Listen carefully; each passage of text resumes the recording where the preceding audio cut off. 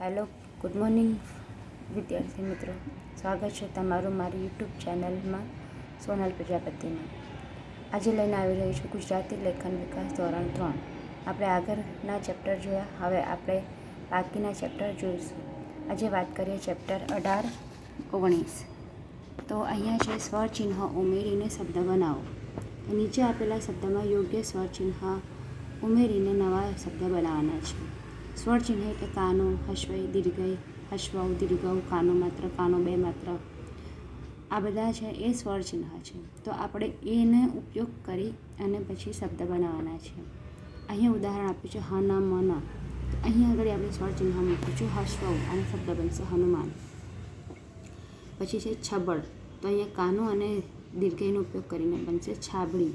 એવી જ રીતે મકન તો મકાન, દવસ તો દિવસ, રટલ તો રોટલી, ટચલ તો ટચલી, મતજ તો માતાજી, દરઈ તો દરિયો, દવસળ તો દિવાસળી, મહમન તો મહેમાન, શિક્ષક તો શિક્ષક, રદ તો રાધા, કસર તો કેસરી, સનક તો સૈનિક, મખ તો મુખ.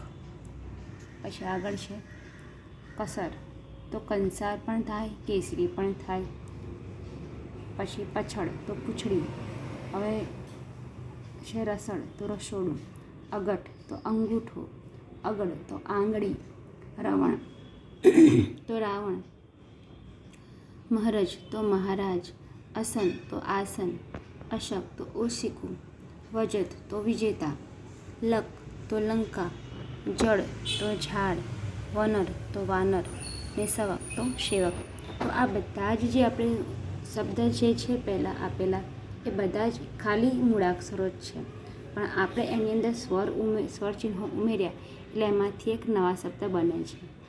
જો સ્વરચિહ્ન ઉમેરીએ તો જ શબ્દનો અર્થ નીકળે, નહીં તો એ શબ્દનો કોઈ અર્થ નીકળે નહીં. તો આપણે જોયું કે આના સ્વરચિહ્નોનો ઉપયોગ કરીને આપણે આ બધા શબ્દ બનાવ્યા છે. પણ વધારે પ્રેક્ટિસ માટે તમારે તમારી નોટબુકની અંદર બીજા શબ્દ બનાવવાના છે.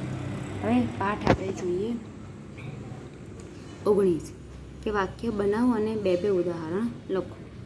તો ઉદાહરણ પ્રમાણે બે વાક્ય બનાવવાના છે. તો અહીંયા આપણને ઉદાહરણ આપ્યું છે નદી અને ઊંડી.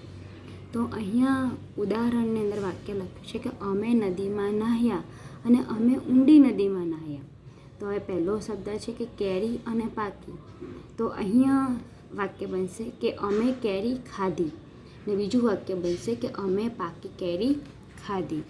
પછી અહીંયા છે સાપ અને મોટો. તો અહીંયા વાક્ય બન્યું છે કે મેં સાપ જોયો. તો અહીંયા સાપ જોયો એનું બીજું વાક્ય લખીશું કે મેં મોટો કાળો સાપ જોયો. પછી છે કે જંગલ અને ગાઢ.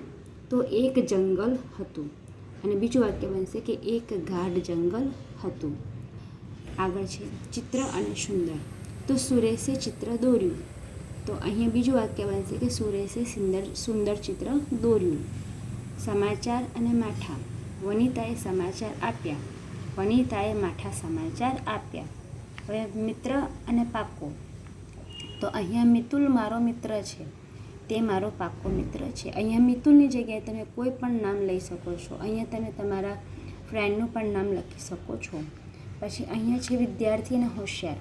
તો રાહુલ એક વિદ્યાર્થી છે, રાહુલ એક હોશિયાર વિદ્યાર્થી છે. અહીંયા પણ તમે તમારું મનગમતું નામ અહીંયા મૂકી શકો છો. છોકરી કે છોકરાનું નામ અહીંયા મૂકી શકો છો. જો તમે છોકરીનું નામ મૂકો તો અહીંયા પાછળ થશે વિદ્યાર્થીની.